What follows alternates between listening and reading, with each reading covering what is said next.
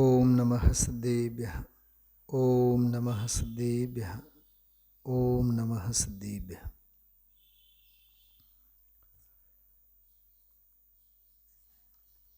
50મું પ્રવચન 137, 38 અને 39. 3 બોલો ઉપર અદ્ભુત અને અપૂર્વ પ્રવચન. એવું લાગે જાણે કે રેગિસ્તાનમાં વીરડી ફૂટી હોય. ક્ષણે ક્ષણના ભાવ મરણમાં જીવત્વની, જીવનની સંજીવની સંગરવા જેવો આજનો પ્રવચન. ઘડીક તો એવું લાગ્યું કે આપણને જીવન કોને કહેવાય અને મરણ કોને કહેવાય એની પણ વ્યાખ્યા નથી સમજાતી. ગુરુદેવશ્રીએ એ વ્યાખ્યાઓ આજે સમજાવી.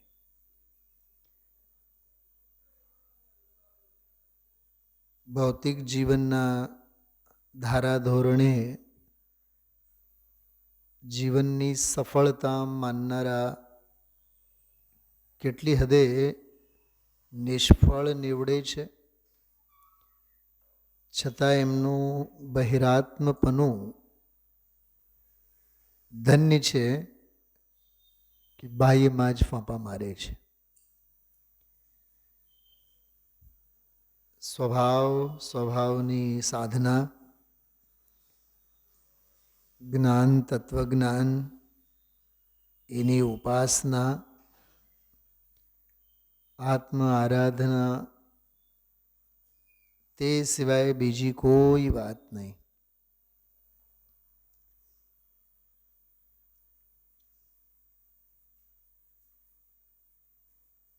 ગુરુદેવશ્રીની છેલ્લી ખરીદી 100 ગુણી ચોખા.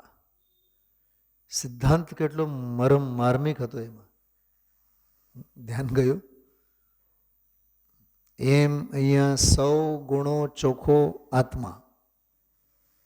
દૃષ્ટાંત ખાદ્ય પદાર્થનો છે, સિદ્ધાંત આસ્વાદ્ય પદાર્થનો છે, અધ્યાત્મનો છે.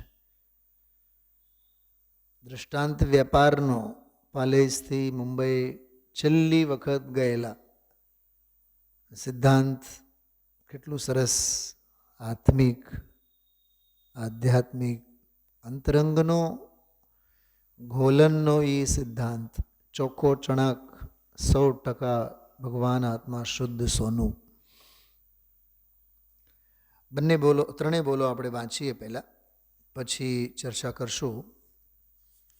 ત્રણેય બોલો 137, 38 અને 39. 137માં બોલમાં જીવનની વ્યાખ્યા. એમાં 3 શબ્દો બહુ માર્મિક છે: જીવન, અપૂર્વ અને સર્વસ્વ. આ ત્રણેય શબ્દોને આધારે પેટા બોલો આમાં 3 એક છે એમ એનો અર્થ આપણે ખોલવો, એમ ખોલવાની કોશિશ કરવી. ગુરુદેવશ્રી તો જીવનની સાથે સાથે મરણની પણ વાત કરી. બહારનું તો અનંતવાર મળ્યું એ કોઈ અપૂર્વ નથી, તો અપૂર્વ શું છે એની પણ વાત છે એમાં.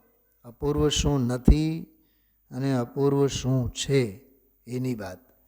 સર્વસ્વ ક્યાં મનાઈ રહ્યું છે અને ખરેખર સર્વસ્વ ક્યાં માનવાનું છે.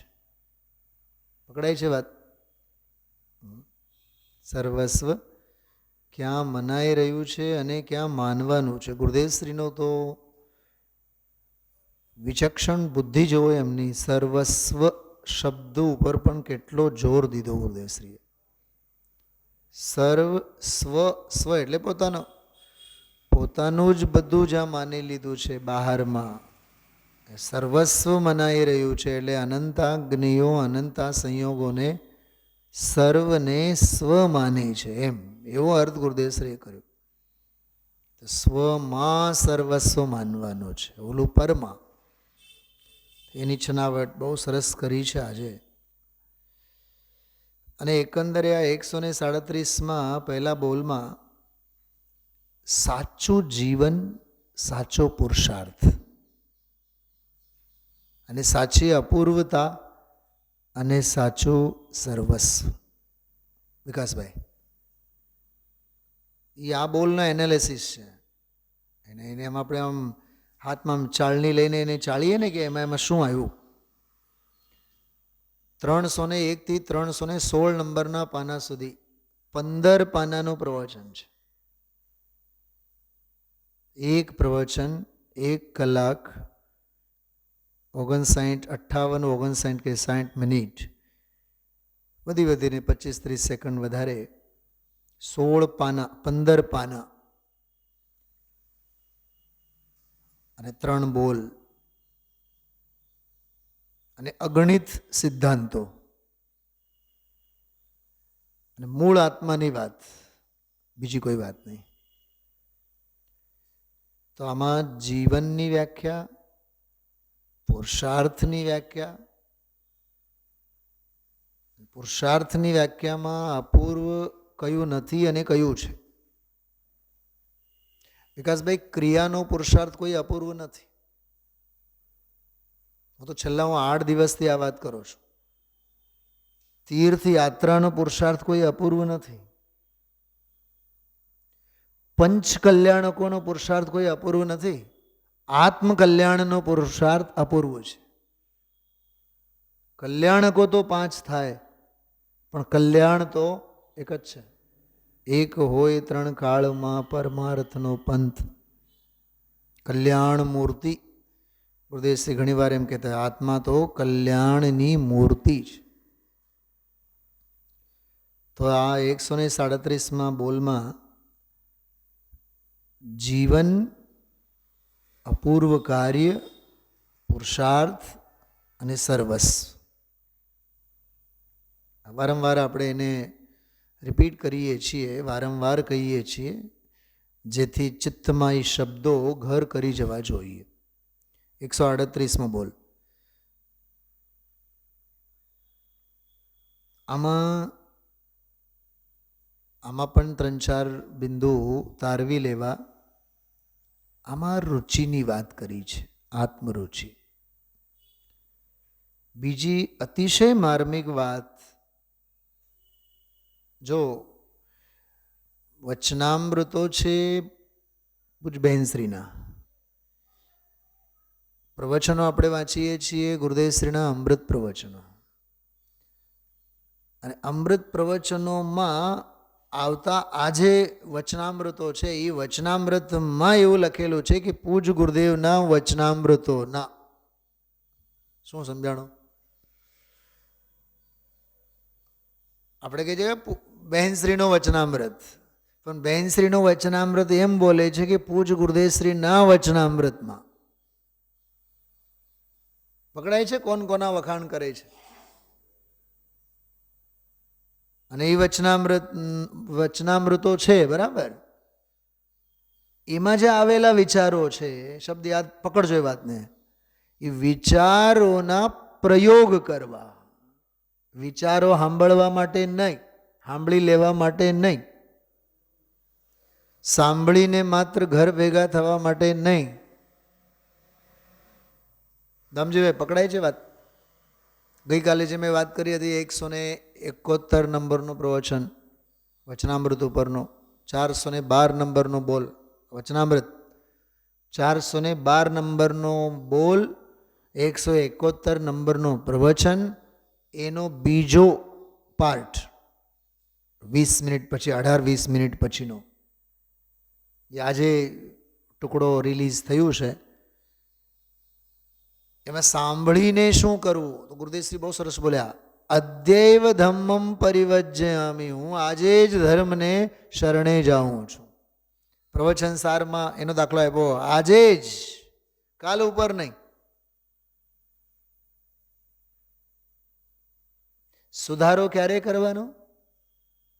તત્ક્ષણ. અરીસામાં આપણે જોયા, હા, ગાલ પર કંઈ ગંદકી છે, કંઈક ચોંટેલું છે, તો ચોઘડિયાની રાહ જોવાની કેમ?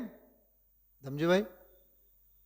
અરે જે ક્ષણે તું એને ત્યાંથી કાઢી નાખ એ ચોઘડિયો છે. દોષને જે ક્ષણે તું હટાવીશ એ ક્ષણ ચોઘડિયો છે. પંચાંગમાં ચોઘડિયા જોઈને એને હટાવવાનું ન હોય. મુક્તિ જવાનો કઈ ચોઘડીએ? કોઈને પૂછવાની જરૂર નથી, ભગવાન મહાવીરને પૂછો કયા દિવસે જવાય. શરદ પૂનમની રાતે જવાય? ક્યારે જવાય? દિવાળી કાં બોલો છો? અમાસ બોલો ને. દિવાળી જ દેખાય છે. કયા દિવસે ગયા ભગવાન મહાવીર સ્વામી? દિવાળી તો આપણે ઉજવણી કરતા થયા છીએ, એ તો અમાસના દિવસે ગયા છે. અને આપણે તો એવા ગ્રહિત મિથ્યાત્વમાં પડ્યા છીએ કે નવા કપડાં અમાસના દિવસે ન પહેરાય, નવી ગાડી અમાસના દિવસે ન ખરીદાય, પ્રવાસ અમાસના દિવસે ન ખેડાય. મારી મા તો મને બહુ ઠપકો આપતા કે નવા ચોપડા અમાસના દિવસે ન ખરીદાય. એક વખત તો એ અમાસના દિવસે પપ્પા લઈ આવ્યા પહેલે દિવસે, અમાસના દિવસે અમે નામ બામ લખવા માટે બેઠા. ચૌઘડીએ બેસતા અમે લોકો એના ઉપર નામ લખવા માટે, પોતાના નામ લખવા માટે, જેમાં વેપારીઓ બધા લાલ ચોપડા લખે ને. બેસતા વર્ષે બોણી, ચોપડા પૂજન. ચોપડા બપડાનું પૂજન કાંઈ હોય નહીં આપણામાં. કહેવાતા મુમુક્ષો પણ બરાબર લોક પ્રવાહમાં વહે છે. આકરું તો છે, પણ આકરું છે એટલે કે માની લેવું ખોટું આવ્યું હતું ને આજે. આ વાત આકરું તો છે, બેસે નહીં બેન ચલાવેન, પણ કંઈ ખોટું જે છે એને માની લેવું. પૂજ્યપાદ આચાર્ય ઈર્યાપત શુદ્ધિ ઈર્યા ભક્તિમાં એક શ્લોક લખેલો છે. ત્યાં તો ભક્તિભાવની વાત છે કે હે વીતરાગી સર્વજ્ઞ ભગવાન, તમે જ મારા આરાધ્ય છો, તમે જ મારા પૂજ્ય છો, એવી બધી વાત લખી. પણ તમે જો ન મળો મને તો એનો અર્થ તો એમ નથી ને કે હું રાગી અને દ્વેષીને હું દેવ માનવા લાગું. એમ પોતાની વાત કરી પૂજ્યપાદ આચાર્ય. દાખલો આપ્યો, જેને બહુ ભૂખ લાગી હોય તો શું ખાશે? એ અન્ન ખાશે. અન્ન ન મળે તો ઝેર કાળકૂટ તો નહીં જ ખાય ને. ભૂખ જેને લાગી છે, ભૂખને ભાંગવા માટે ઝેર તો નહીં જ ખાય ને, એ અન્ન જ ખાશે ને. મળશે એટલે અન્ન જ ખાશે, નહીં મળે તો નહીં ખાય, પણ ઝેર તો નહીં ખાય ને. એમ વીતરાગી ભગવાનને જ ભગવાન તરીકે પૂજે, પણ ન મળે તો રાગીને પૂજવાનું. સમજો કે એવા કોઈ ગામમાં આપણે ફસાણા કે જ્યાં આપણું દિગંબરનું મંદિર નથી, જ્યાં ઊભા છીએ ત્યાં જ દેરાવાસીનું મંદિર દેખાણું. હાલો હાલો હાલો, મહાવીર તો એ નહીં ઈચ્છે ને. હા, એ વસ્ત્રધારી, આંગી કરેલા, શણગારેલા, એને માનવાનું આપણે. બોલો, પૂજ્યપાદ આચાર્ય ના પાડે છે, એ તો ઝેરને પીવા ખાવા જેવો છે. એટલે આપણને ન બેસે એટલે ગમે તેને આપણે માની લેવું, એ વાત તો ખોટી છે. કેટલી દ્રઢતા! તો વિચારોનો પ્રયોગ બહુ માર્મિક બોલ છે આમાં. વિચારનો પ્રયોગ. વિચાર એટલે દેશના, પ્રયોગ એટલે દેશના લબ્ધિ. શું કીધું?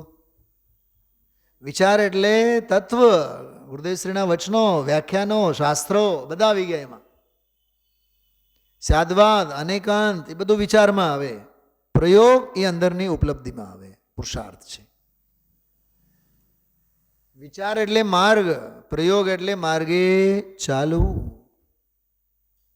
પ્રયોગ પદ્ધતિમાં મૂકવાની વાત છે. ધ્યાન જવું જોઈએ. આ વચનામૃતમાં બોલમાં કેટલું વિચારોનો પ્રયોગ એમ લખ્યું છે. વિચારો સાંભળવા, હોંશે હોંશે સાંભળવા, લખી લેવા, યાદ રાખવા, ગોખી લેવા, એવું ન કીધું. વિચારનો પ્રયોગ કરવો. તો પ્રયોગ બહારમાં હોય કે અંદરમાં હોય?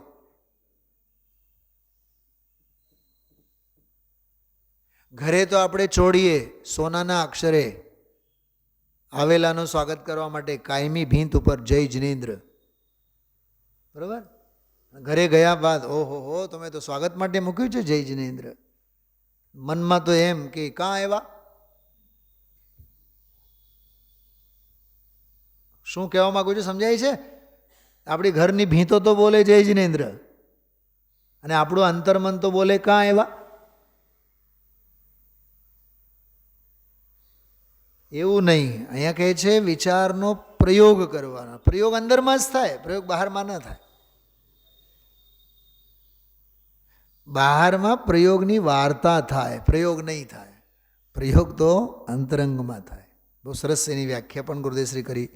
એ પ્રયોગ વધારવો કેવી રીતે એની વાત એમાં બહુ સરસ આવી. રુચિ વધારતા જવી, ભેદ જ્ઞાન માટે તીખી રુચિ જ કામ કરે. આમાં પણ અંડરલાઈન કરવા જેવો શબ્દ છે. માત્ર રુચિ નહીં, તીખી રુચિ.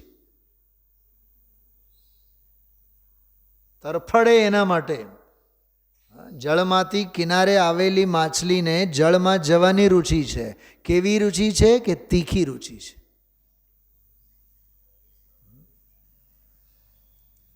સ્વાધ્યાય પછી સમજો ઘરે ગયા, ભૂખ એવી લાગી છે, ગઈકાલનો એકાસન હોય, સવારે કાંઈ લીધું ન હોય, ઘરે ગયા બાદ ખાઉં ખાઉં ખાઉં ખાઉં ખાઉં ખાઉં થાય ને, એ તીખી રુચિ કહેવાય.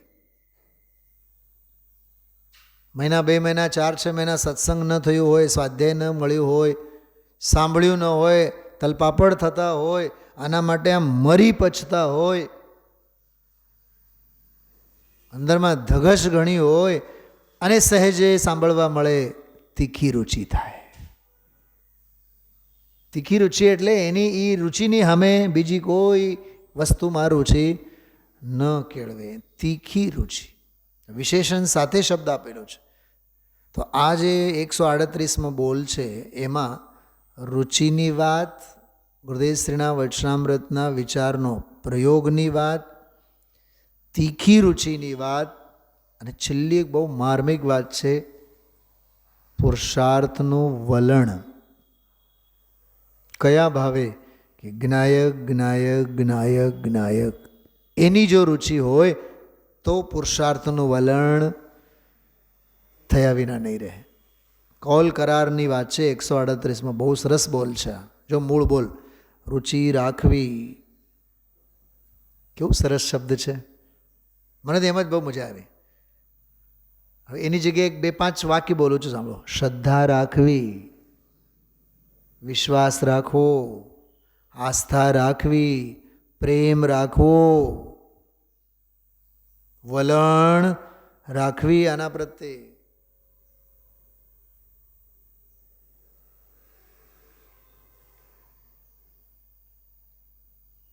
આપણી ઘરે કોઈ માનનીય વ્યક્તિ આવે વર્ષો પછી એકાદ વાર, તને યજમાન ફરીથી બોલે, સાહેબ આવતા રહેજો હા. એટલે શું? અમને યાદ રાખતા રહેજો. એમ બેનશ્રી કહે છે રુચિ રાખવી, ભૂસી ન જાય એની તકેદારી લેવી.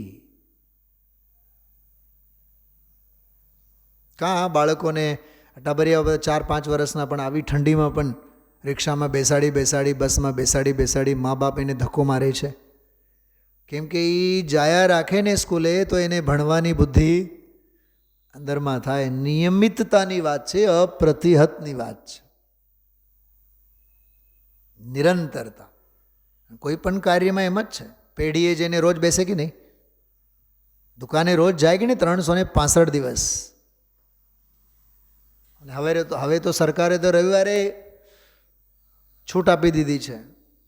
મેં તો કંઈક વચ્ચે એવું સાંભળ્યું કે હવે ગુજરાતમાં કંઈક 24 કલાક, મહારાષ્ટ્રમાં તો થઈ ગયું છે, 24 કલાક તમારે દુકાન ચાલુ રાખવાની, ગમે ત્યારે જાઓ. એટલે તમે એક શબ્દ સાંભળ્યો છે, ભોક્તાવાદ શબ્દ સાંભળ્યો છે? આ અર્થશાસ્ત્રમાં આવે, ઇકોનોમિક્સમાં આવે, ભોક્તાવાદ. આ બધું બિગ બજાર છે કે ડીમાર્ટ છે, આ બધા ભોક્તાવાદને પોષણ આપનારી હાટડીઓ છે બધી. અંદર આવો તમે ખાલી હાથ તો જવાના જ નથી, કેમ કે તમને જે જોઈએ એ બધું મળી રહે. બરાબર? હવે તો કહે છે કે જ્યારે જોઈએ ત્યારે મળી રહેશે 24 કલાક. પહેલાં આપણે રાજકોટમાં નહોતું, બપોરે 2, 3, 4 કલાક દુકાનો બંધ રહેતી, અને હવે તો ભોગતાવાદનું પોષણ કેટલો છે. પહેલાં લોકોને વિચાર કરવું પડતું, 11 વાગે જઈએ કે 1:30-2 વાગે જઈએ, ન જઈએ, દુકાનો બંધ તો નથી, 4 વાગે ખુલશે, એવું બધું ભય રહેતો. હવે કાંઈ નહીં, હવે બધું ખુલ્લું છે. હવે જ્યારે જાઓ ત્યારે ખુલ્લી છે. ભોગતાવાદ એમ કહું છું. એટલે તમે ભોગવવા માટે હંમેશા માટે તૈયાર છો, તમને વ્યવસ્થા છે ત્યાં એમ. અહીંયા કહે છે જ્ઞાયક જ્ઞાયક જ્ઞાયક જ્ઞાયક, એની જેને રુચિ હોય એની જ, એક શબ્દ વાપરે, એની જ રુચિ હોય. શબ્દ જો, બીજી નહીં, એની જ રુચિ હોય તો પુરુષાર્થનું વલણ થયા વિના નહીં રહે. ક્રિયાની વાત નથી, રાગની વાત નથી, પરની વાત નથી, પર્યાયની વાત નથી, જાત્રા ભાત્રા પૂજા પાઠ એની વાત નથી, ક્રિયાની વાત જ નથી. તો 137માં જીવન, અપૂર્વતા, સર્વસ્વ એની વાત. 138માં રુચિ, વિચારોનો પ્રયોગ અને અપ્રતિહત રુચિ અને પુરુષાર્થનું વલણ એની વાત.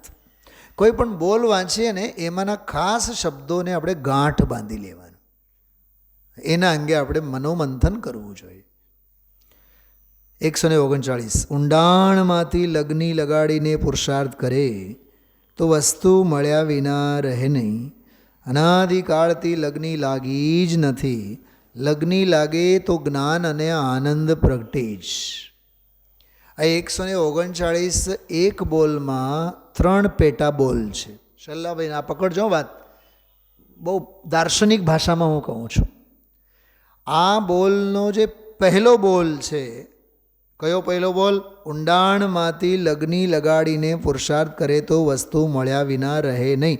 એ વસ્તુ સ્વભાવની વાત છે. શેની વાત છે? વસ્તુ સ્વરૂપ, વસ્તુ સ્વભાવ, વસ્તુ સ્થિતિની વાત છે કે આવું છે, બસ ઠીક. આ વસ્તુ સ્વભાવની, આ બધાને લાગુ પડે. હવે અનાદિકાળથી લગ્ની લાગી જ નથી એટલો જે છે ને કટકો, એ વસ્તુની અનાદિકાળથી થતી વિરાધનાની વાત છે. વિરાધના. અને ત્રીજો કટકો જે છે, લગ્ની લાગે તો જ્ઞાન અને આનંદ પ્રગટે છે, આરાધના અને એનું ફળ એની વાત છે. શું સમજાણું? વિકાસભાઈ પુસ્તક હાથમાં હોત તો તમને ઓર થોડોક આનંદ આવત છે ને. લો શાસ્ત્ર લો હાથમાં, પકડાય છે વાત. આ બોલોનો અભ્યાસ આપણે આ રીતે કરાય. પકડાનો? અચ્છા, બીજી વાત, હું શાસ્ત્રોની ભાષામાં બોલું છું, જો થોડુંક મગજમારી માટે કરીએ કે આનંદ આવે આપણને. ઊંડાણમાંથી લગ્ની લગાડીને પુરુષાર્થ કરે તો વસ્તુ મળ્યા વિના રહે નહીં. આ પ્રવચન સાર વસ્તુ વ્યવસ્થાની વાત છે. કેમ કે પ્રવચન સારમાં શેની વાત છે? વસ્તુ સ્વરૂપ. આમ કરશો તો આમ થશે, આમ નહીં કરો તો આમ નહીં થાય. આ વાત તો બધાને લાગુ પડે કે નહીં?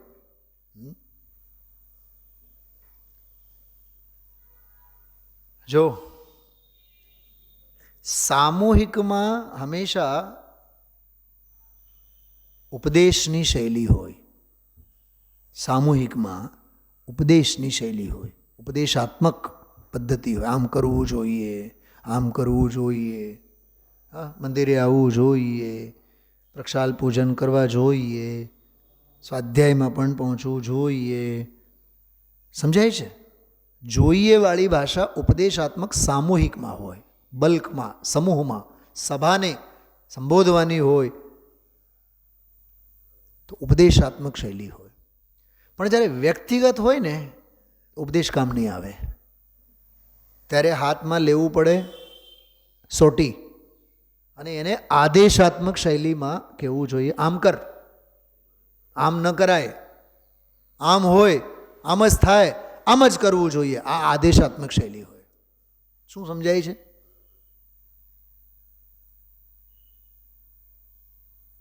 આ બહુ માર્મિક વાત છે. પહેલો બોલ છે ને એ છે. ઉપદેશાત્મક શૈલીવાળો છે, પ્રવચન સારવાળો છે, કે ઊંડાણમાંથી લગ્ની લગાડીને પુરુષાર્થ કરે તો વસ્તુ મળ્યા વિના નહીં જ રહે.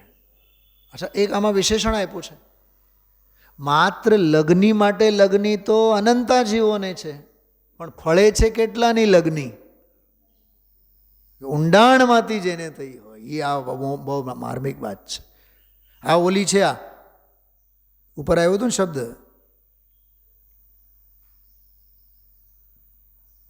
તીખી તીખી રુચિની વાત કરી નહોતી હમણાં આપણે, એ આ એવી વાત છે. તો આમાં એ આ વાત કરે છે કે ઊંડાણમાંથી લગ્ની લગાડીને, એક વાત, હા, ઊંડાણમાંથી એટલે શબ્દોમાંથી નહીં, ભાવમાંથી. ગુરુદેવશ્રી ઓલા 171માં પ્રવચનમાં 3 શબ્દો બહુ સરસ વાપર્યા. શક્તિ કહો, ભાવ કહો, સ્વભાવ કહો. શું બોલ્યા? જેમ આજે જીવતર શક્તિની વાત કરી હતી ને, એમ શક્તિઓની જ વાત એમાં કરી. પછી બોલ્યા શક્તિ કહો, ભાવ કહો, સ્વભાવ કહો. હવે આને આપણે આમ લેવાનો, ઊંડાણમાંથી એટલે શક્તિમાંથી, શક્તિમાંથી એટલે ભાવમાંથી, ભાવમાંથી એટલે સ્વભાવમાંથી. ઓલો જનડા ગામની વાત ન કરી બોટાદ પાસેથી? હા, વારાજ જાતિ હતી, અંજાન જાતિ હતી, અને ઓલા કૂવો ખોદતા હતા, અને ઓલા જમવા બેઠા, ખાવા પીવા બેઠા, હા, અને હેરાન પરેશાન, પાણી જ ન મળે.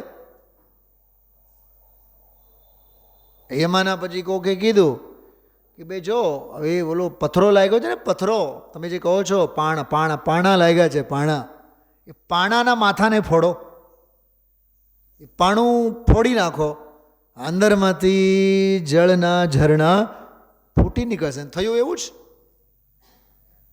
આજે જે આખી ઘટના, ઘણા મહિનાઓ પછી આ પ્રસંગ આજે ગુરુદેવશ્રીએ 2 વખત આજે કરી. કેવું? અને જો માટી તો ખોદાઈ જાય, એ ખોદકામ તો પોલી માટીમાંથી તો થાય, પણ જ્યારે પાણા લાગે ને તો બોરના ઓલા કટરો પણ બધા તૂટી ફૂટી જાય. હવે એના માટે પ્રજ્ઞા છીણી જોઈએ, વજ્ર જોઈએ, વજ્ર. કેમ કે આડો આખો પાણો એમાં આવેલો હોય ને, હા, કઠણ હોય. વજ્ર શબ્દ વાપર્યું છે આજે, વજ્ર પુરુષાર્થ. કેવું છે, કેવું ગજબનું છે બધું. હા, એમ ઊંડાણમાંથી, એમ ઊંડાણમાંથી લગ્ની લગાડીને. દામજીભાઈ, લગ્ની શબ્દ પણ બહુ જોરદાર છે. એનું ભાવભાષણ કરવા જેવું છે. લગ્ની, લગન શબ્દ છે ને, લગન, લગન એટલે જોડાણ. વધુ વરના લગ્ન થયા, એમ લગ્ન, તો લગન શબ્દ છે. તો લગન એટલે એના પ્રત્યેનું વલણ, શ્રદ્ધાનો ઝુકાવ, જ્ઞાનનું વલણ, એમ સ્થિરતારૂપ ચારિત્રનું વલણ, વીર્યનું સ્ફુરણ, રુચિ અનુયાયી વીર્ય, પહોંચી વળવાની તૈયારી. સરળ શબ્દોમાં કહીએ, કહેવતની ભાષામાં, મન હોય તોની વાત. અને એક વાત છે, હે ઉપાદેય સાચું અને ખરું એને સ્વીકારવામાં માત્ર અને માત્ર સત્ય સંબંધી વલણ જોઈએ. 1-2 તમને પ્રસંગ કહું. ગુરુદેવશ્રીના કાળે પણ શ્વેતાંબરમાં એવા ઘણા સાધુઓ હતા. તમારા શું નામ? ગામ ચોટીલા. ચોટીલાના સાધુ ગુરુદેવશ્રી એમનો દાખલો આપે છે. ચોટીલામાં મળ્યા, સાથે ઉતર્યા કે મહારાજ, તમે જે કહો છો એ બધી વાત 100% સાચી છે, પણ આટલા વર્ષોની આ અમારી દીક્ષા, ઓલા કહે છે શ્વેતાંબર સાધુ, આટલા વર્ષોની અમારી આ દીક્ષા, જો તમારી વાતને અમે માનીને સભામાં મૂકીએ તો અમને રોટલા નહીં મળે. તો ચિંતા શેના માટે શેની છે? રોટલાની ચિંતા છે. પાપી પેટીયું જ ભરવાનું છે અને પેટીયું ભરવા માટે જ દીક્ષા લીધી છે. અને એ દીક્ષાને માટે ગઈકાલ રાત્રે આપણે શું મલાવ્યા? પ્રવ્રજ્જારૂપી સામ્રાજ્ય. એ પ્રવ્રજ્જારૂપી સામ્રાજ્ય છે. મેં હમણાં પ્રવચન સાર પણ માટે કાઢીને રાખ્યું હતું. એમાં 201 નંબરની ગાથા છે. પડિવજ્જદુ સામણ્ણમ જદી ઈચ્છદી દુઃખ પરિમોક્ષમ. જો તમે દુઃખોથી પરિમુક્ત થવા માગતા હો તો પડિવજ્જદુ સામણ્ણમ. આ શ્રમણત્વને તમે અંગીકાર કરો, આ શ્રામણ્યને અંગીકાર કરો, આ સાધુપનાને સ્વીકારતા થાઓ. સાધુ થાવ એમ ન કીધું, સાધુપનાને અંગીકાર કરો.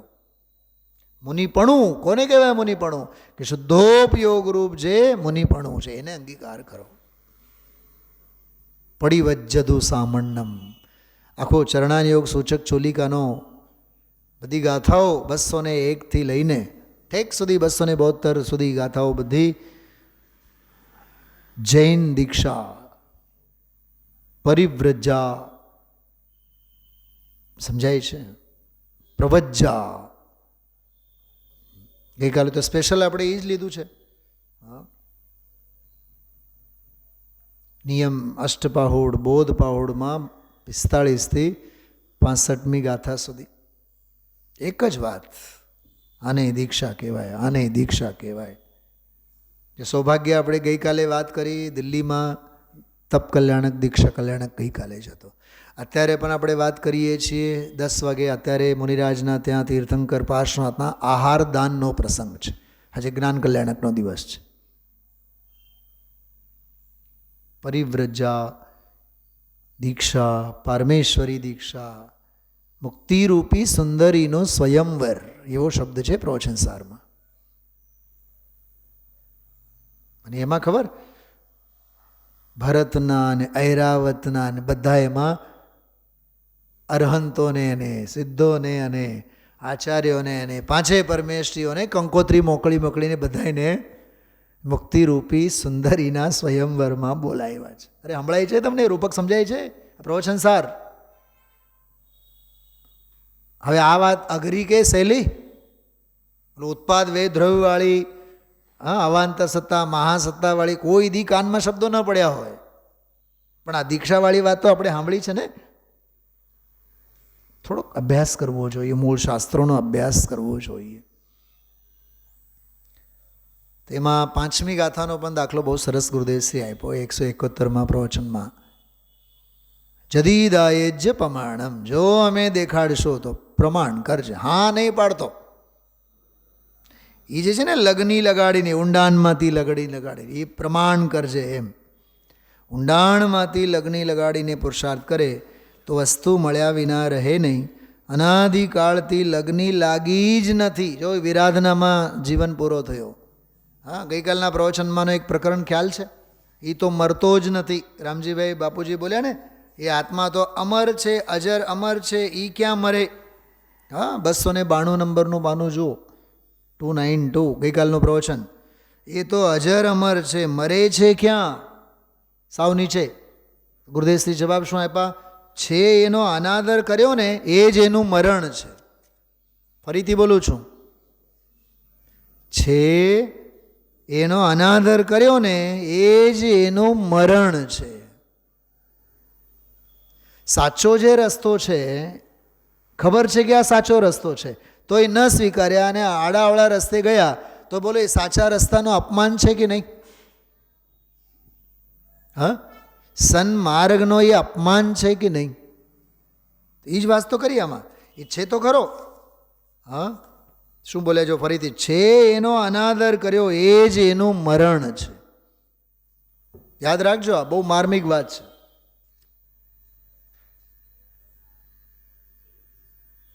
ઓલો મેં જે ગાડીનો તમને દાખલો આપો, સ્કૂટર પડેલી જ છે, 6 મહિના થયા, વરસદી થયા, ચલાવ્યા જ નહીં, તો શું કર્યું? એનો સન્માન સત્કાર કર્યો કે અપમાન કર્યો? એ પડતર રૂપે રાખ્યું હોય પછી મારો ને તમે ગમે તેટલી કે બેટરી એની ઉતરે જ. એમ અહીંયા એમ અહીંયા રુચિ ઘટે જ. અંદરમાં જે રુચિની અને વલણની જે બેટરી છે ને એને ઉતરતા વાર નહીં લાગે.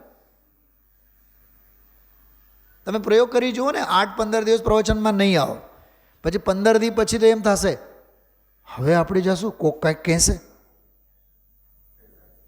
મને તો એક ભાઈ સાહેબ તો એવું કહેતા, કીધું એણે, મને હવે તો 15-20 તો પ્રવચનો બધા વયા ગયા, હવે પછી નવો શાસ્ત્ર જ્યારે શરૂ થશે ત્યારે અમે આવશું. કેવું કમનસીબ કહેવાય. સાચી વાત, તમે લોકો હસો છો, પણ મને કીધું એ ભાઈએ કે હવે તો 15-20 પ્રવચન તો, હવે આજે હું કહેવા જાઉં તો એમ કહેશે 50 તો પ્રવચન પૂરા થઈ ગયા.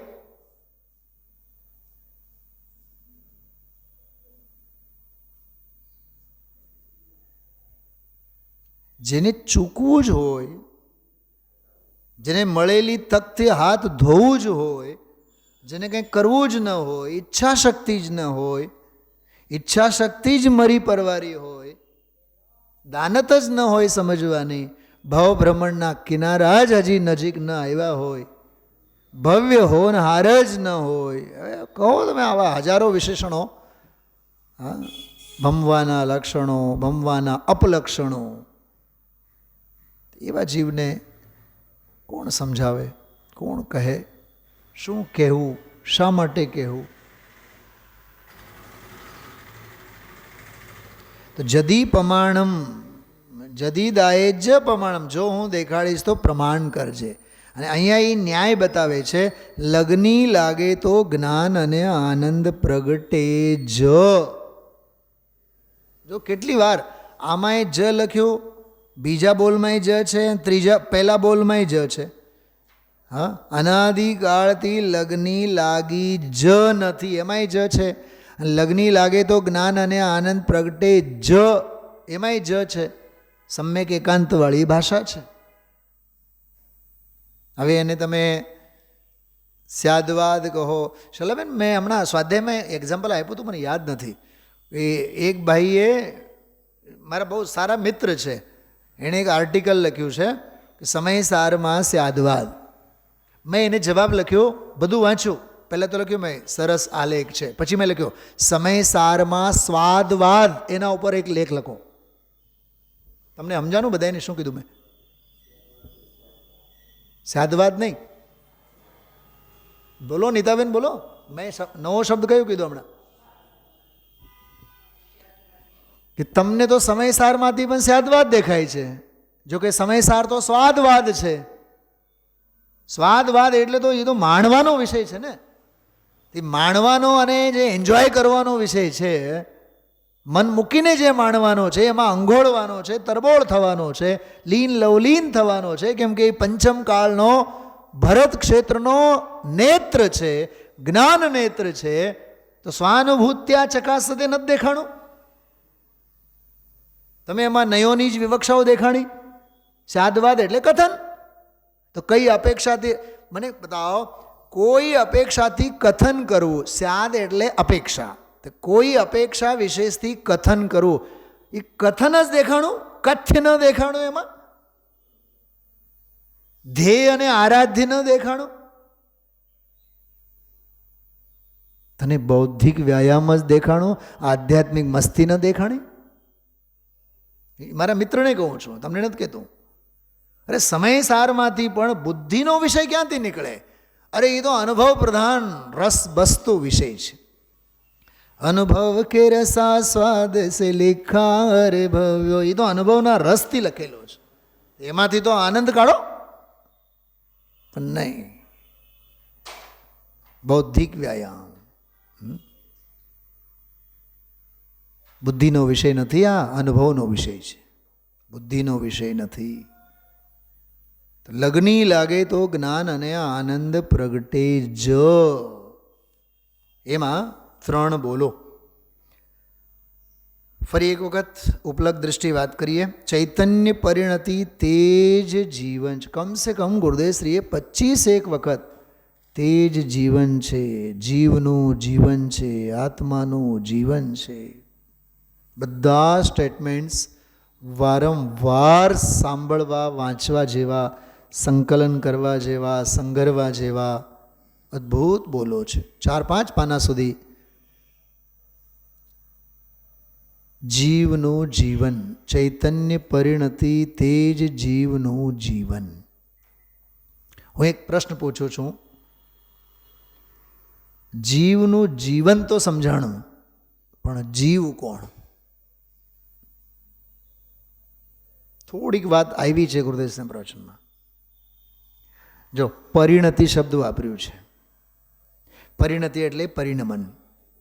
તો કહે છે કે ચૈતન્ય રૂપ જે પરિણમન છે એ જીવન છે, પર્યાયનું પરિણમન છે.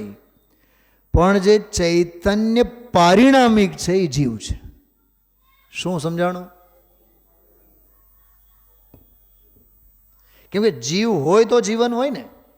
આમાં જીવનની વાત તો આવી, ચૈતન્ય પરિણતિ તે જીવન. પણ અમને સમજાવો કે જીવ કોને કહેવાય? તો ગુરુદેવશ્રી વાત કરી છે 2-3 વખત.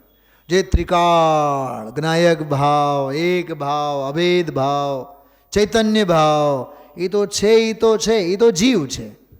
અને એ જીવે જીવવું એનું નામ જીવન. જીવતરે જીવવું એનું નામ જીવન. ખ્યાલમાં આવે છે? દ્રવ્ય અને પર્યાય બેઉની વાત એમાં આવી. બહુ સરસ બોલ છે. બહારનો તો અનંત વાર મળ્યું, કોઈ અપૂર્વ નથી. ગુરુદેવશ્રી તો ઘણું બધું લખ્યું. કરોડોના બંગલા, ગાડી અને પત્ની અને પૈસા ને માન અને અપમાન, બહારનો કોઈ અપૂર્વ નથી.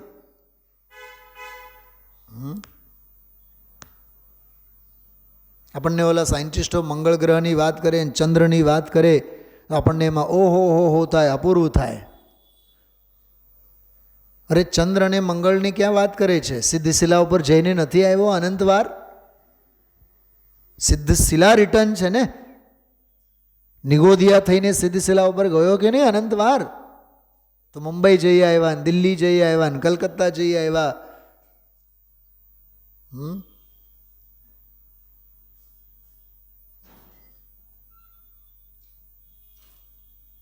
હમણાં એક વિશેષણ બહુ પ્રચલિત છે. દેશ વિદેશમાં ખ્યાતિ પ્રાપ્ત આંતરરાષ્ટ્રીય વિદ્વાન. અને હવે તો ખબર નહીં કેવો આમ પ્રચલન થઈ ગયો છે, પદ્ધતિ થઈ ગઈ છે. સ્ટેજ ઉપર નામ બોલાવે ને તો વિશેષણો સાથે બોલાવે. આજ સવારે જ મેં એક પ્રોગ્રામમાં સાંભળ્યું કે રાજસ્થાનના ગૌરવ એમ કરીને પછી નામ બોલ્યા. બધા આ શું? વિશેષણોથી નહીં જીવો, વિશેષ ક્ષણોથી જીવો. હા, પૂછડા તો પાછળ લાગતા હતા, હવે તો પૂછડા હા. आपने इंजीनियर राजू भाई कापड़िया को कॉल किया है, थोड़ी ही क्षणों में सर आपसे बात करेंगे. એટલે સીએ અને એન્જિનિયર અને લખતા પણ હોય છે, ENGR પછી આગળ પોતાનું નામ લખતા હોય. સામાન્ય છો, સામાન્ય રહો, લો પ્રોફાઇલ રાખો. હાઈ પ્રોફાઇલ વાળાના સારા વટ નથી. બીજેપીના કાર્યકર, બીજેપીના સભ્ય અને ધારાસભ્ય, શું કહેવાય, ધારાસભ્ય. અહીંયા તો આનંદની ધારાની વાત છે. ક્યાં જીવને ક્યાં જવું જોઈએ અને જીવ ક્યાં જાય છે. હા, વિચાર કરો. બહુ માર્મિક બધા બોલો છે. બહાર સર્વસ્વ મનાઈ ગયું છે. હા, લીધા. હા, ઓલો મુંબઈના વેપારની વાત ગુરુદેવજી કરીને ઓલો ગાંડા વેડા જેવો કરતો. હા, 65 વર્ષ પહેલાંની વાત એમ કરીને કે લીધું દીધું. ઘણી વાર જોવામાં આવે, આપણે આ બધી હોલસેલની મોટી મોટી દુકાનો હોય ને, માલ ઉતરતો હોય, લીધું, પછી એના આંકડા બોલે 5, 25, 4, 20 એ બોલ્યા રાખે. ઓલો લીધું દીધું.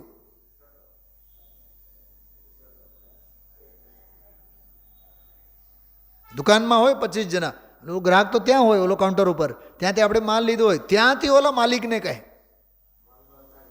હા, એટલે તમે વિચાર કરો, ગુરુદેવશ્રીને એમાં ગાંડપણું દેખાય છે. આમાં વાત સમજવા જેવી. કેટલી હોશ ધંધા વ્યાપારમાં, કેટલી હોશ. સર્વસ્વ એમાં મનાઈ ગયું છે, તે પલટીને સ્વમાં સર્વસ્વ માનવાનું. બાકી 138માં પૂજ ગુરુદેવશ્રી અંગેનો બહુ અદ્ભુત અહોભાવ. પૂજ ગુરુદેવે ઘણું દીધું છે, ઘણું બધું દીધું છે. બધું જ દીધું છે એમે કહો તો કોઈ અતિશયોક્તિ નથી. તેઓ શ્રી અનેક રીતે સમજાવે છે. પૂજ ગુરુદેવના જો અનેક રીતે સમજાવે છે, એ સમજવા જેવી વાત છે. અનેક રીતે એટલે ગદ્યથી, પદ્યથી, કાવ્યથી. સજ્જાય માળાના હોંશીડા હોંશ નહીં કરશો રે. હા, શ્વેતાંબરોના એ સજ્જાય માળા જેમાં 200, 250, 1 એકમાં હોય 4 ભાગ. પાલેજમાં જ્યારે વાંચ્યા હતા 5 વર્ષ દરમિયાન 65 થી 69, તે કાળના કાવ્યો વડે કહે, તર્ક વડે કહે, ન્યાય વડે કહે શું મહાપુરુષ હવે બીજું? પૂજ ગુરુદેવના વચનામૃતોના વિચારનો પ્રયોગ કરવો, આ અંદરના પ્રયોગની વાત છે. રુચિ વધારતા જવી, ઘટાડતા નહીં, રુચિ વધવી જોઈએ. ભેદ જ્ઞાન માટે તીખી રુચિ જ કામ કરે છે. જો તીખી રુચિ શબ્દ આવ્યો ને આમાં, જ્ઞાયક જ્ઞાયક જ્ઞાયક એની જ રુચિ હોય તો પુરુષાર્થનું વલણ થયા વિના રહે નહીં. વલણ, પુરુષાર્થનું વલણ, દિશા પલટાવી જોઈએ બસ. બેનશ્રીનો એક બોલમાં છે, મને જ્ઞાયક જોઈએ, મારે તો એક આત્મા જ્ઞાયક જોઈએ એમ થવું જોઈએ.